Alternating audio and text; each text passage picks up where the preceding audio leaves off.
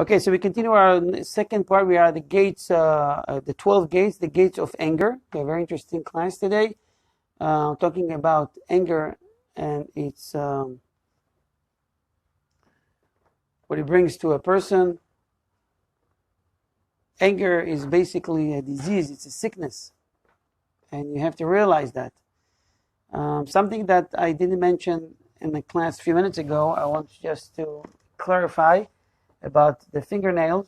So in case that the woman cannot remove her artificial fingernails, it's considered as if it's part of the fingernail, and she may immerse the mikveh.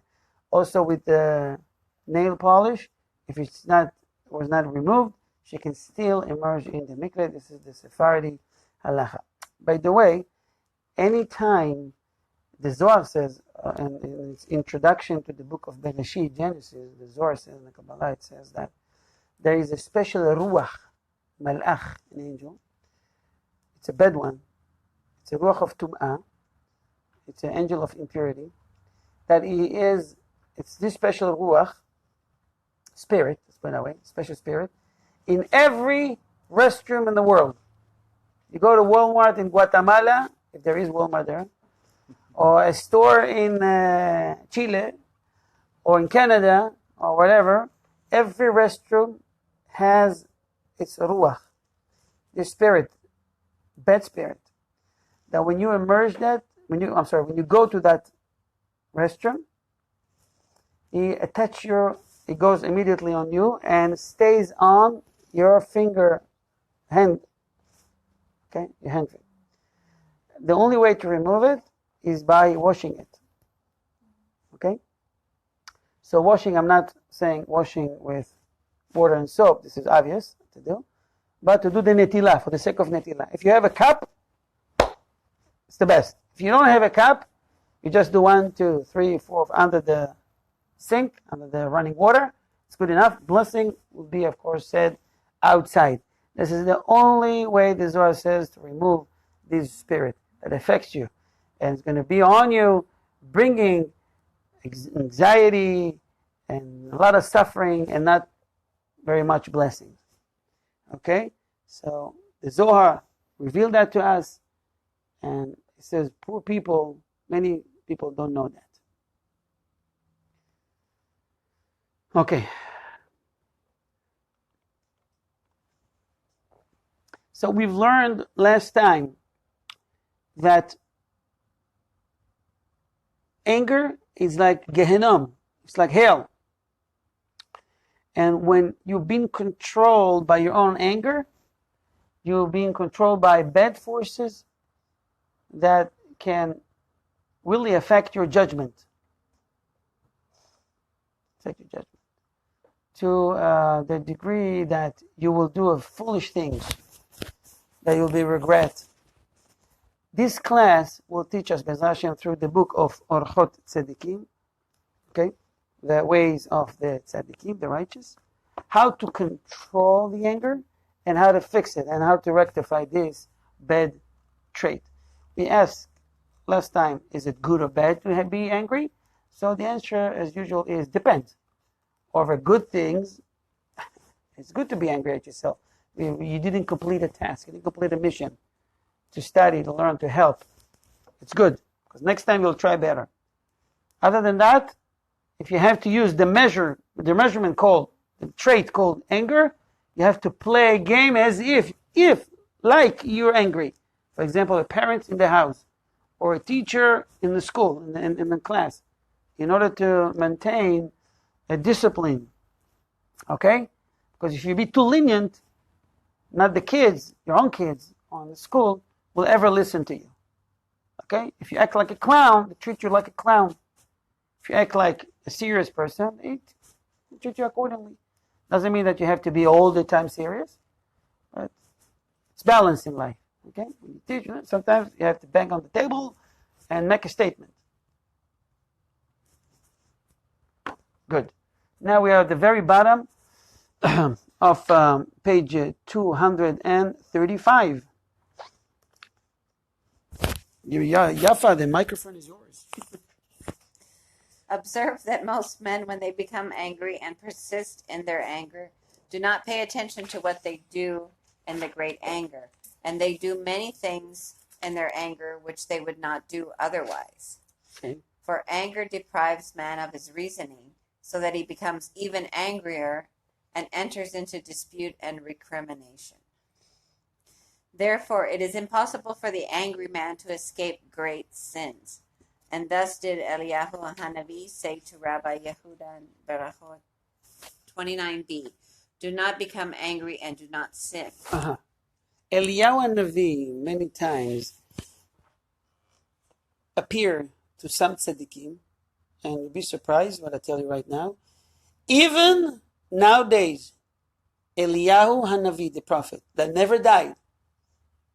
Everybody teaches in the Talmud, Eliyahu, this is Pinchas. Pinchas, son of Eliezer, ben Elazar, ben Aharon HaKohen, is the grandchildren of Aharon. Aharon, the brother of Moshe. Aharon, Elazar, Pinchas. He's still alive. There's 10 people that never died. They're still alive. One of them, by the way, is Batya, the daughter of Pharaoh. We're back again. Okay, so he comes, Eliyahu Hanavi, if you prepare a chair for him, he would come to the Brit Milah. This is why it's important to prepare a chair for Eliyahu Hanavi. So Eliyahu Hanavi teaches great rabbis in a very spiritual high level Torah. It says that in the Talmud, if you saw Eliyahu Hanavi in your dream, and he said to you, Shalom, Shalom Aleichem, you should know that in Shamayim, in heaven, they like you, they love you. You're in a good place. How do you know this is Eliyahu? You never saw him before. Your neshama feels that this is Eliyahu. That's not the question. You will know that this is Eliyahu Navi. You wake up and say, I saw Eliyahu. Probably if you're on that level, you won't say it. But anyways, you remind me, there was a story about Rabbi Shalom Sharabi. Rabbi Shalom Sharabi, everybody agree on the Mekubalim, the great rabbi, that he is the Gilgul, the reincarnation of the Ari HaKadosh. He was in Yerushalayim, in the yeshiva, the open yeshiva Nahar Shalom, for it's under the name of Rabbi Shalom Sharabi. He was a Yemenite rabbi. He was a great Mekubal, tzaddik. And he had a woman that in the Bet Knesset, always, some women volunteer to clean up, to set up the table, to make coffee. And the rabbi was teaching in his Bet Knesset, in his room. One day, this maid servant, she came to his room, and she brought to the table coffee or tea or whatever. I don't remember exactly. And then later on, the rabbi asked her, today you brought me, it was in the middle of the night, like 3 a.m. or something. You brought me 2 cups of tea. Why did you bring me 2? Every night you bring me 1. So, one is for you, and one was for the old guy that was sitting next to you. He was amazed. And he says, if she saw Eliyahu Hanavi, which means she is in a very high level.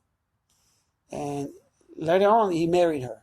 You understand that she's in a very spiritual high level, and they got married. Yeah. So you see that Eliyahu Hanavi teaches great rabbis. Okay, so here he taught Rav Yehuda. He said to him something that is very simple. He said, "You don't want to sin? Don't get upset. Don't get angry, because when you're angry, you lose your clear judgment. You're going to sin for sure. You're going to say something you will regret." This very simple rule says that you will never regret on things you've never said. When you said something, now you have to apologize, and that wasn't politically correct. I didn't mean that. You misquote me, and all the excuses. Better don't say anything than say, and then I have to regret. And why will that happen? Because you were angry. And anger is a disease. It's a sickness. When you're angry, I will try to simplify it. There's a poison that goes from your brain to the body. You're damaging little by little your heart, especially the liver.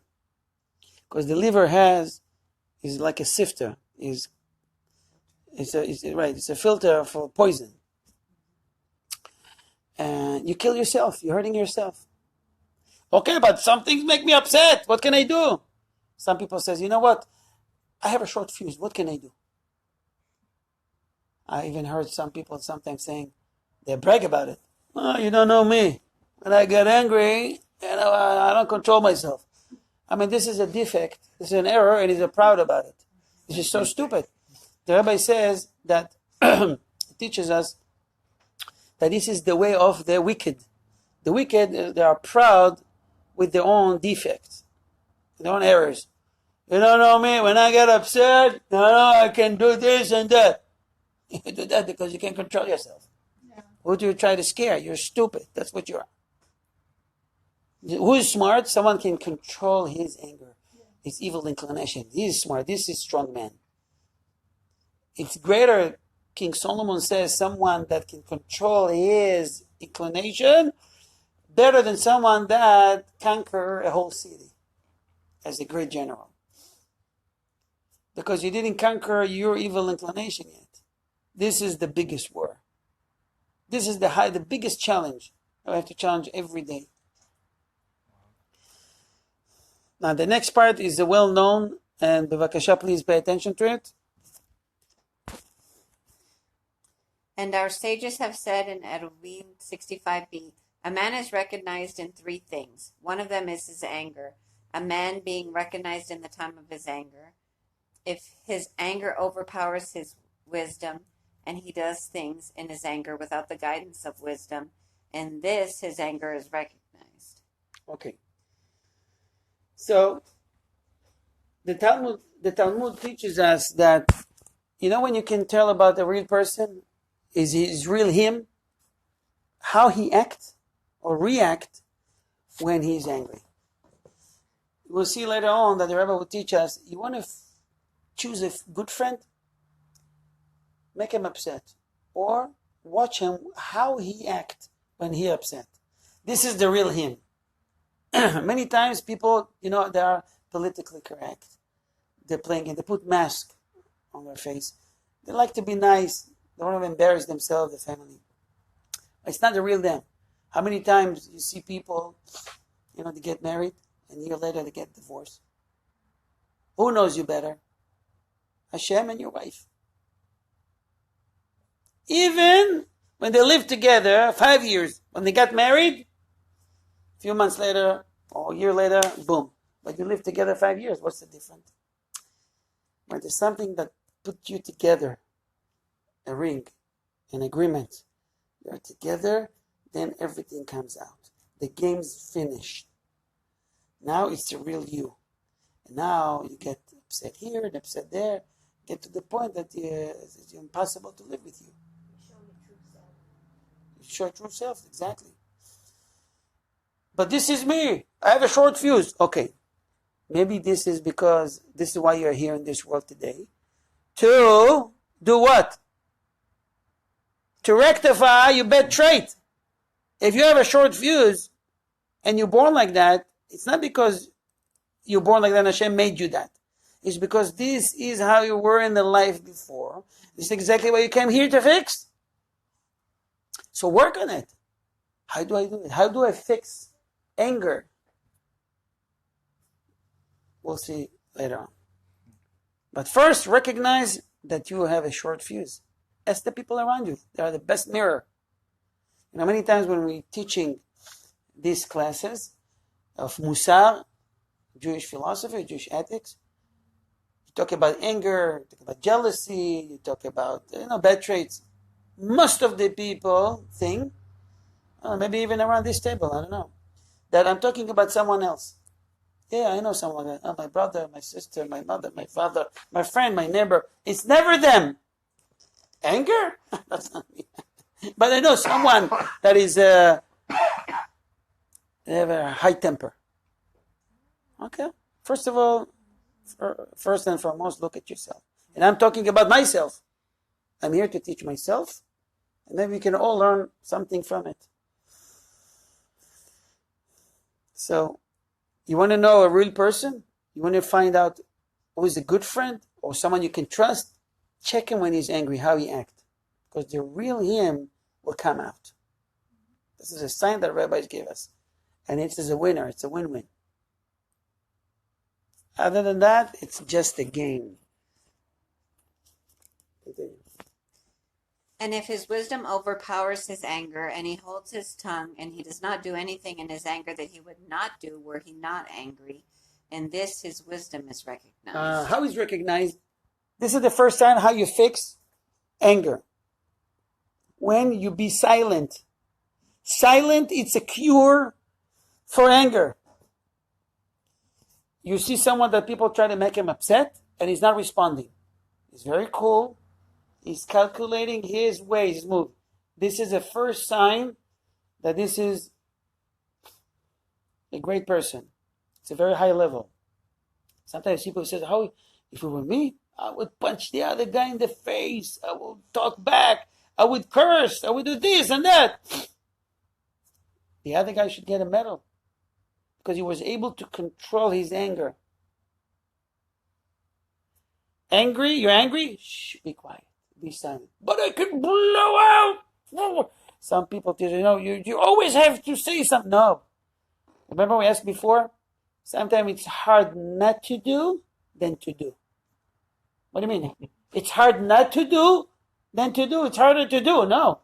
Sometimes it's very hard not to say anything, not to respond. So it's easy to respond. Some people like, it make them feel free. They release all their anger, all the emotions. When they fight back, when they curse, when they talk back, it's like they're taking the pressure out using, like the boxer hit the boxing bag. This is how when I talk back, I release my anger. Yeah, well, that's not being wise. You want to be smart? Shh, be silent. Think. Take the words through a filter. And then say, or better don't say anything. It is, but this is the best advice that rabbis can give us. It takes time. Yes, angry person can fix his bad trait. And this is the first step. What is it? Be silent. Take the words through a filter. Husband to his wife, wife to her husband, to the children, to the students, to the neighbor, to the family, to anybody. You know what? It's not only talking. It's also texting. It's a way of talking.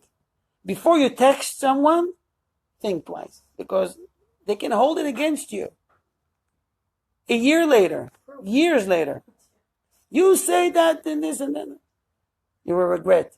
It's better don't respond. Don't leave any evidence.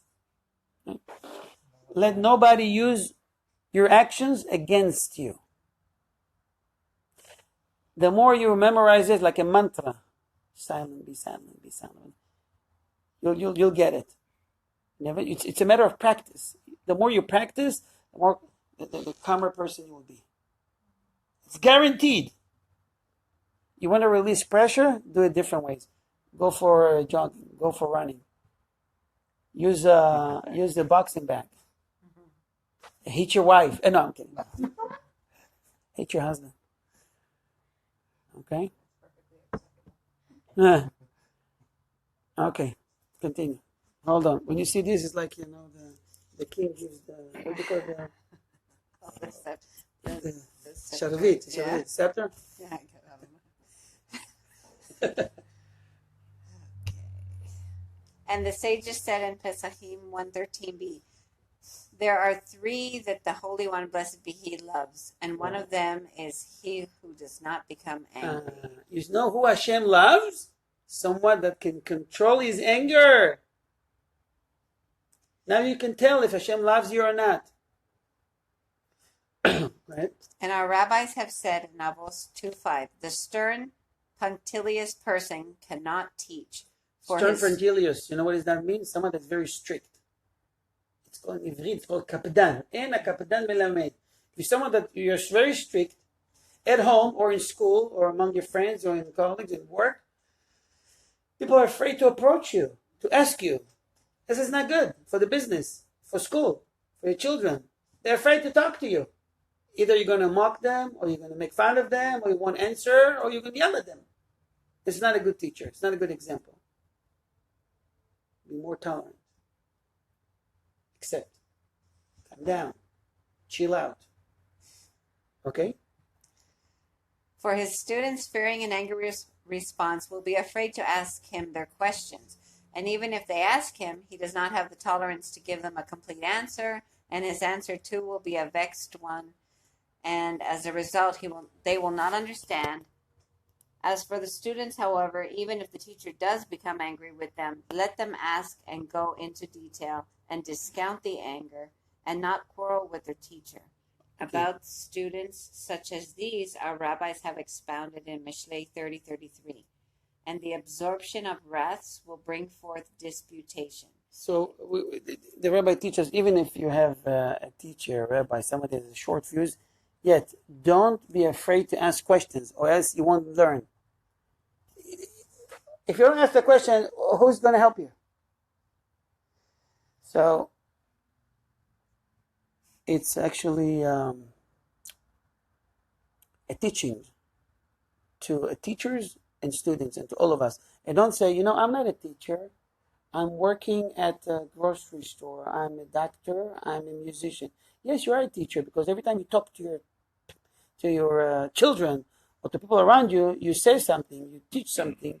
You want to when you interact with people, it depends how you do it. And then you get upset why they don't understand. They don't understand because you have a short fuse. You are very strict. Calm down. Learn to accept. Put yourself in their position. Let's finish this part. And the absorption of wraths will bring forth disputation. If one's teacher becomes angry with him once and twice, and he remains silent, he merits the ability to discriminate between monetary and capital legalistic disputations. And the master has said that there is nothing more difficult than monetary and capital adjudication. If you be able to distinguish between the two, you are very smart. And you be zocheh. You get this merit only when you can control yourself. When you control yourself, your mind, you're calm. You go to Asia, India, or this kind of country, they always preach to calm down. Sit in the mountain, in the monastery as a monk for years. Don't talk. Just calm down. Never get upset. You can beat them, you can hit them, you can curse them, you can do whatever to them. They don't know. This is a good thing and a bad thing, because this is the only thing they do. But the way of thinking, it's right, it's acceptable. When you control your mind, you can do things that you think before that impossible. The ability to control your mind is so great, and this is the first step. From today, someone make you upset, you're going to decide, make a decision, you're going to count to 3. The rabbi teaches us that there was a rabbi that used to have a special suit, and he called it the suit of anger. What is that? So his son asked him, Abba, what is that, the suit of anger? He said, I have it for many years. Can you tell me about it? He says, when someone make me upset, I made a decision one day that I won't respond till I wear this jacket. This special jacket is considered it's called the jacket, not the suit, the jacket of anger. And I can only respond after I wear this jacket. So how's that help? So I'll tell you. Someone make me upset. So I have to go home and then find the key. And when I find the key, I have to open the drawer. And I open the drawer, I have to take my jacket and take the other jacket. By the time I do all that, what happens? You already forgot why you were in. You forgot half of what happened, and you cool down. This is one of the tricks that one can do in order to control and manage his anger. Take your time. It's not a mitzvah to respond right on the spot. So we've learned today about the sickness called anger, a disease called short fuse, that the remedy, the best healing is silent. Take your time. Before you respond, maybe you want to consult with someone that you can trust, not someone that has short fuse like you. Someone that he himself can control his own bad traits. Thank you very much for participating. God bless you for all you do. We're dedicating also this shiur, this class, for Zehava Gabay and Rabbi Aryeh Yisrael Ben Chan Sarachel. Refuah Shelema, Refuat HaNefesh, Refuat HaGuf Mehira. And any name that you want to mention? The power of this Torah learning will be for them. So we hear good news soon. B'kasha, everybody go to our website, Ohev Israel Foundation, and make even a small donation to our organization to help us to maintain these Torah classes. Support Ohev Israel Foundation with every mean you can. You can always write me a comment to do this, to give me this tzedakah for what you want, and we'll dedicate shiur of Torah or Torah classes on behalf of you, yourself, or your beloved one. Toda rabah, and thank you again for the Medina's family for hosting this shiur.